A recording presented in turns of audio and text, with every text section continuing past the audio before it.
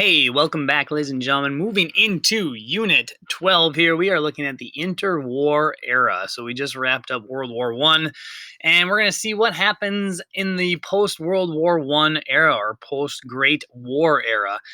And some things are good and some things are not good. And so we'll get into that. So our I Can statement here is it says, describe at least three of the following causes of World War II. And so we get into fascism, aggression, nationalism again, or still economic insecurity has now popped up, and diplomatic failures. Keep in mind, World War One was supposed to be the Great War, the war to end all wars. And that is what a lot of people were trying to do, but obviously it wasn't successful. All right, so let's get into the interwar era here.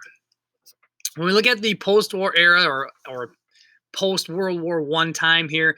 We already talked about the Treaty of Versailles and the idea that the Treaty of Versailles essentially sets up World War Two, right? The treaty that's signed after World War One basically blames Germany for what happened, and we know Germany didn't start the war, right? And it also greatly hurts the German country itself, and so that kind of sets up the possibility for a new war or remaining tensions here in Europe at that time. In addition to that, something that we're familiar with is a pandemic hits. The influenza pandemic of 1918 and 1919 actually ends up killing more people than World War One killed in the 4 years that was going on. And so the flu pandemic here, the influenza pandemic, hit and obviously just devastated the world in general, all right, with the number of people that were killed. And then we kind of lead into what we call the roaring 20s. So when that influenza pandemic is finally over and things are kind of more back to normal again, we enter this extremely exciting stage where we look at it as the roaring 20s. 1920s were a very prosperous time for a lot of people. Things became more affordable. We see this economic boom. The stock market is just flying, it's soaring.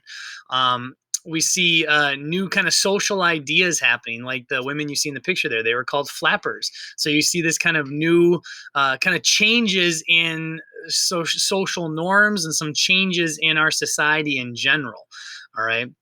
And then what we end up also seeing at this time is another social change, and that is the creation of prohibition in the United States specifically. Prohibition was the banning of alcohol sales. All right. And then basically the drinking of alcohol was banned. And so in between 1920 and 1933, alcohol altogether was banned throughout the United States. Now, the ironic thing about that is there's some evidence that drinking actually increased during the Prohibition era in the United States, and that's because it became kind of an underground thing. It was no longer legal. It would be busted up by the cops. You could be arrested, and you can see here they will be disposing of the wine in those crates right there, most likely by throwing them on the ground, all right, and throwing them right into the sewer. That's kind of what they did. You might see some of those in old movies or old footage of them kind of busting out the beer barrels and things like that and just dumping them right down the sewer. And so we see that a black market for alcohol popped out of the Prohibition era, and we started to see things like the mafia and the mob running alcohol and things like that. All right. When we look at the negative aspect of everything that's post-war here, obviously the roaring 20s, things were going great, specifically in the United States. But when we look at the rest of the world, there were some economic problems. The recovery from World War One had gone fairly slowly at this point. In fact, at this point, really, some countries really had not recovered through the 1920s and into the 1930s. And some of them you were actually getting help and aid from the West. And when I say the West, really we're talking about like the United States for the most part. We were sending aid to some of our allies in the East, trying to prevent anything from happening, some very terrible economic downturns from happening to those countries. They had a long way to go. Keep in mind, France and Germany specifically, Austria, Hungary, those countries, those territories, they were war torn. The war was fought there for 4 years. And so there was a lot of recovery that needed to happen. And that's why things were so slow. In general, what we look at is the world economy itself was kind of in trouble because of everything that had happened. We realized that, and this is why the United States was financially helping those countries, is because we realized quickly that we were very vulnerable on a world scale to an economic disaster happening. And unfortunately, that's actually what's going to happen here. And so, if we look at some of the reasons for this slow recovery, like I already kind of talked about, the idea that things were pretty war torn, right? Things were pretty bad overall throughout Europe. But if we look at some of these other reasons here, farmers kind of aided in this as well. Farmers across Europe and the United States, but across Europe, we're looking to increase their production, right? We've talked about all the new machinery and things since the Industrial Revolution, and we're continuing to see new machines being created and made to make farming better so you can increase your yields and increase your production. Well, what happened is a lot of European farmers decided they needed to do that. Their land had been kind of destroyed from the war, and so they needed to maximize their production on the smaller amounts of land they had. And so they were able to buy these new machines and machinery to help them farm. The problem is when their debts came due, most of the farmers weren't making enough money to be able to pay those debts back. All right, that led to some financial problems for farms and obviously for companies that weren't being paid. We also see that there was a speculation and a panic, and this is the stock market that we're talking about now. And basically, what was happening in the 1920s, things were so good in the stock market. Prices were soaring in the 1920s that people were making really risky investments. They would invest essentially their entire life savings into the stock market because prices kept going up, up, up, up. And so they were making money quickly. All right. Again, this was kind of like a party atmosphere to some extent for the 1920s because things were so good. Unfortunately, though, we know this, and you'll learn this more when you get into economics. The market is just like a balloon, right? What goes up must eventually come down. And so the market kind of ebbs and flows. If it goes up, up, up, up, it's eventually probably going to go down, down, down, down, down. And that's exactly what we're going to see happen here. And so that happens on what we call Black Tuesday, which is October 29th, 1929. And you can see the beginning of Black Tuesday at the very peak of that graph right there. Black Tuesday hits and we see this drastic decline in prices. And when the stock market crashes that day on October 29th, 1929, the panic sets in. People's entire life savings was caught up in the market. And they realized quickly if prices drop, so you can see that there was a really small drop and then all of a sudden a massive drop, right? If prices drop, they're going to lose all the money they have. And so people panicked and they sold all their stock. And if you know anything about the stock market, if everyone sells stock, what happens to the stock market? It continues to fall. And that's exactly what we see happen there. That small decrease and then the massive decrease that happens there with that Black Tuesday. That's the panic. That's the rush of selling all these stocks at once. And so this massive selling disrupted the market and things continue to go down. So basically overnight, if you didn't have the ability to sell off your stock became worthless. All right. And what that leads to is the Great Depression. All right, real quick, go back. We can kind of look at the Great Depression. The market itself reaches its worst point right around 1932. All right, and so 1929 is when we see the beginning of this Great Depression. You can see the stock market continues to drop, but in 1932, that's when the market reaches its low. All right, and you can see just how low that was at that point. That's a long way from where it was, 5 years or 4 years earlier, right? And so the Great Depression hits. And we've lived through like a recession. We live through recessions all the time. Again, the idea is the market ebbs and flows, and what goes up must come down, and what goes down eventually will go back up. But this was particularly bad, and it was a particularly bad downturn. And so when we talk about the Great Depression, even going back and looking at the Great Recession of 2008, it doesn't compare to the Great Depression. The economic issues we've had in the last couple of years doesn't compare to what we see with the Great Depression.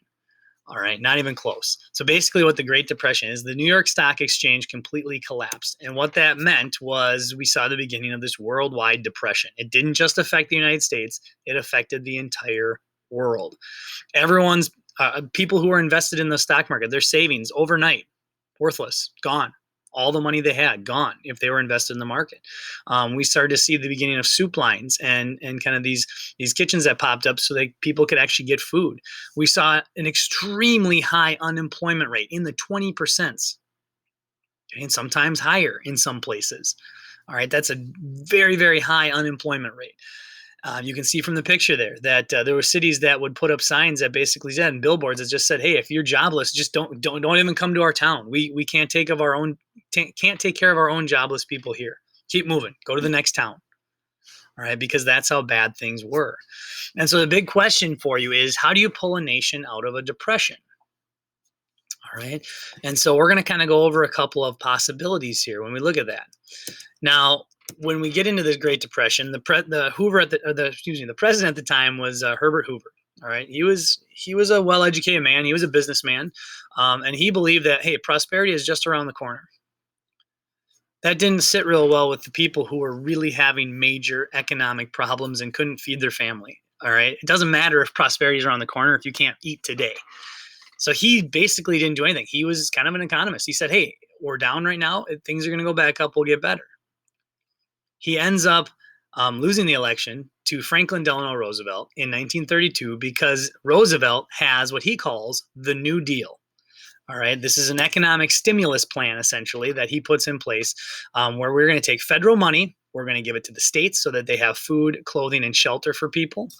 And in addition to that, they're going to start public works programs. They're going to build up the state and build up the federal infrastructure all around the country. So roads, buildings, parks, all these massive building projects are going to happen. Why? They're going to spend that money to put people back to work. That's what FDR's plan essentially was.